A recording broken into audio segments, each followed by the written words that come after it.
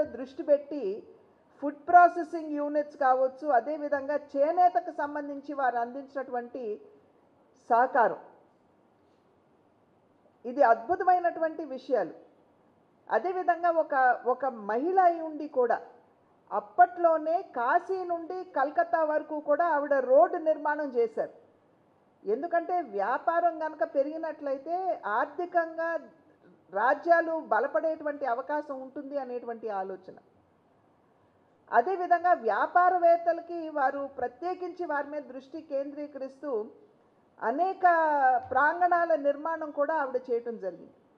అన్నింటికంటే మిన్నగా ఏమిటంటే పాశ్చాత్యులు మన దేశం మీద దాడి చేయటం కావచ్చు, మొఘలాయులు దాడి కావచ్చు, దగ్గర ఒక 1000 సంవత్సరాలు మనం పరాధీనంలో ఉన్నటువంటి సందర్భంలో మన సంస్కృతి మొత్తం అంతా కూడా ధ్వంసం అవుతున్నటువంటి సందర్భంలో అహల్యబాయి హోల్కర్ గారు చేసినటువంటి గొప్ప పని ఏమిటంటే ఏవైతే గుళ్ళు అప్పుడు ఈ పాశ్చాత్య దాడిలో ధ్వంసమయ్యాయో వాటన్నిటినీ కూడా వారు పునర్నిర్మాణం చేయటం జరిగింది.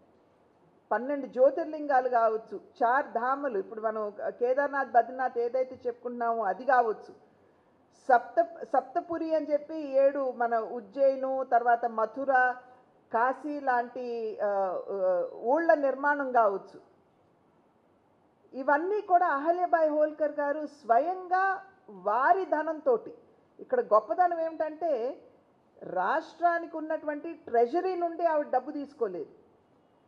ఆవిడ ఆడబడుచుగా ఏదైతే ఆడబడుచు కట్నం అని చెప్పి మనం అంటాము, దాన్నే ఆవిడ దినదిన ప్రవృద్ధిమానంగా పెంచుకుంటూ వెళ్ళి దాని మాధ్యమంగానే ఆ డబ్బు వినియోగించి వారు ఈ మంచి పనులన్నీ కూడా చేయటం జరిగింది. అంటే అసలు అవినీతికి తావులేనటువంటి పరిపాలన, శత్రువుల వెన్నులో వణుకు పుట్టించేటువంటి పరిపాలన, నిజమైనటువంటి సంక్షేమం ప్రజలకు అందించినటువంటి పరిపాలన, ఒక సమసమాజ స్థాపనకి ట్రైబల్స్ కూడా అప్పుడు బీల్ అనేటువంటి ఒక ట్రైబల్ వారు ఎక్కువ ఉండేవారు అప్పట్లో. సో వారికి ట్యాక్స్ అనేది కలెక్ట్ చేసి ఎవరైనా సరే అడవుల్లో గుండి వెళ్ళినట్లయితే లేదా అడవికి సంబంధించినటువంటి ఉత్పత్తులు కనుక వినియోగించుకున్నట్లయితే చిన్నపాటి ట్యాక్స్ వేసి ఆ ట్యాక్స్ అన్నిటినీ కూడా షెడ్యూల్ ట్రైబల్ యొక్క అభివృద్ధికి వారు వినియోగించారు. అంటే ఎంతటి ముందాలోచన ఉందో మనం ఒకసారి ఆలోచించాలి. అటువంటి ఒక గొప్ప మహనీయురాలు ఆవిడ్ని ఖచ్చితంగా ఇవాళ మనం గుర్తుపెట్టుకోవాల్సినటువంటి అవసరం ఉంది. ఆవిడ ప్రాతస్మరణీయురాలు అని చెప్పడంలో ఎటువంటి సంకోచం కూడా లేదు. సాధారణంగా మహనీయులకి వారి జయంతి వర్ధంతికి పుష్పాంజలి ఘటిస్తాం, కానీ నిజమైనటువంటి నివాళి ఏదంటే వారి ఆశయాల్ని కొనసాగించినప్పుడే.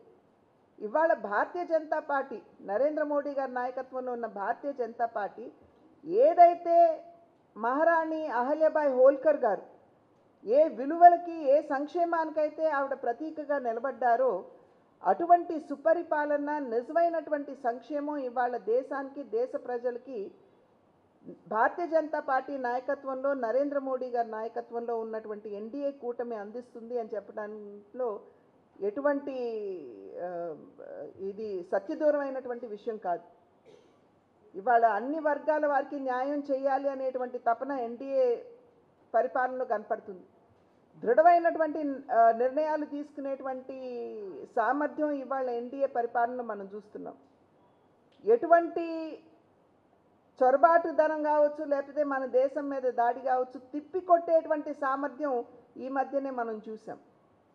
ఏప్రిల్ 22న జరిగినటువంటి కవ్వింపు చర్య, దానికి ధీటుగా వారి ఉగ్ర స్థావరాల్ని పాకిస్తాన్లో ఉన్నటువంటి ఉగ్ర స్థావరాల్ని ధ్వంసం చేయడం జరిగింది.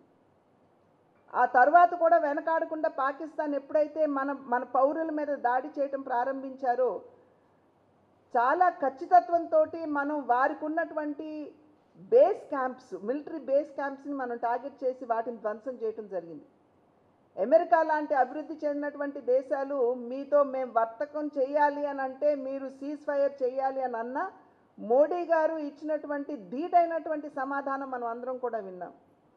మీరు ఉగ్రవాదాన్ని, ట్రేడ్ని లేదా చర్చలు, ట్రేడ్ని, వ్యాపారాన్ని ఒకే గాడిలో కట్టి మీరు చూడటానికి వీలు లేదు, ఎటువంటి బెదిరింపులకి కూడా మేము అదరం బెదరం అని చెప్పి మోడీ గారు చెప్పడం జరిగింది. ఇవాళ చూసినట్లయితే సింధు జలాలు ఏవైతే మేము పాకిస్తాన్కి మా దేశం మీద దాడి చేసి అమాయకులైనటువంటి పౌరుల్ని చంపుతున్నటువంటి సందర్భంలో సింధు జలాల్ని ఏదైతే మన మన అధీనంలో ఉన్నటువంటి ఆ 3 ట్రిబ్యూటరీస్ని కూడా మనం ఆపేశాము. ఇవాళ పాకిస్తాను లేఖ రాసింది, వరల్డ్ బ్యాంక్కి రాసింది, యుఎన్కి రాసింది, మన భారత ప్రభుత్వానికి రాసింది. మాకు అక్కడ నీళ్లు లేకపోతే మేము వ్యవసాయం చేయలేకపోతున్నాము, మేము కటకట్లాడుతున్నాము, మాకు నీళ్లు విడుదల చేయండి అని చెప్పారు.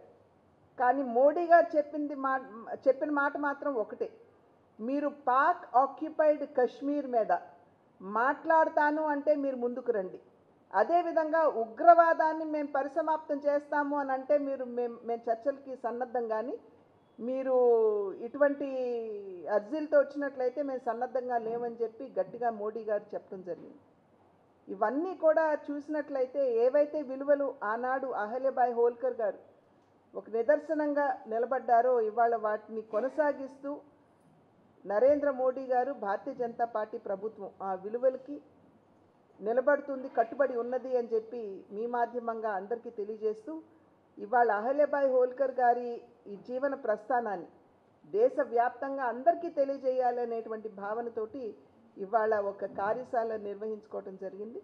కనుక మీరందరూ కూడా ఈ విషయాలన్నింటినీ ప్రజలకి చేరువ చేస్తారని చెప్పి విశ్వసిస్తున్నాను.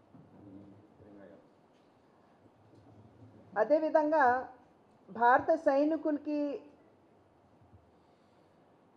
మా యొక్క సంఘీభావం తెలియజేస్తూ దేశవ్యాప్తంగా భారతీయ జనతా పార్టీ తిరంగా యాత్ర నిర్వహించడం జరుగుతుంది. రేపు అంటే 16వ తేదీన అంటే కొన్ని జిల్లాల్లో చేసినప్పటికీ రాష్ట్ర రాజధానిగా ఉన్నటువంటి ఈ ప్రాంతంలో కూడా తిరంగా యాత్ర నిర్వహించాలి అని చెప్పి నిర్ణయించడం జరిగింది. 3 పార్టీలు అంటే ఎన్డీఏ కూటమిలో ఉన్నటువంటి భారతీయ జనతా పార్టీ, తెలుగుదేశం మరియు జనసేన, ఈ 3 పార్టీలు కలిసి రేపు తిరంగా యాత్ర ప్రారంభం అవుతుంది. ఈ రాష్ట్ర వ్యాప్తంగా కూడా 3 పార్టీలు కలిసి ఎన్డీఏ కూటమిగా చేస్తాము. రేపు సాయంత్రం 6 గంటలకి ఇందిరాగాంధీ స్టేడియం నుండి బెంచ్ సర్కిల్ వరకు పాదయాత్ర జరుగుతుంది.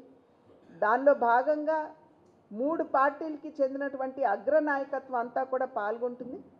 ముఖ్యమంత్రి గారు చంద్రబాబు నాయుడు గారు పాల్గొంటారు. మీరందరూ చూసే ఉంటారు, పాలిట్ బ్యూరోలో కూడా వారు ఇచ్చినటువంటి పిలుపు, అందరూ కూడా ఈ యొక్క తిరంగా యాత్రలో పాల్గొనమని చెప్పి వారు కూడా ఇచ్చినటువంటి పిలుపు.